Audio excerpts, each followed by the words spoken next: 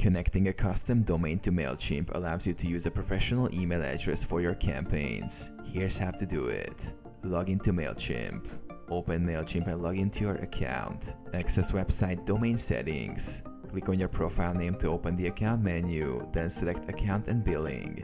Navigate to the Domains tab under the Settings section. Add the domain. Click on Add the domain and then select Use a domain I own.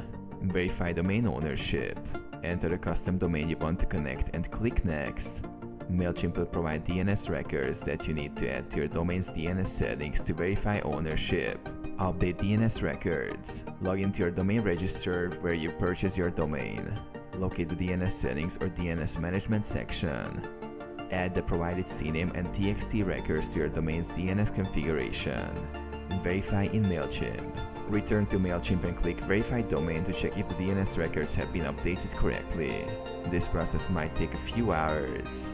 Set up email authentication. Optionally, set up email authentication by adding additional DNS records provided by Mailchimp. This improves email deliverability and reduces the chances of your emails being marked as spam.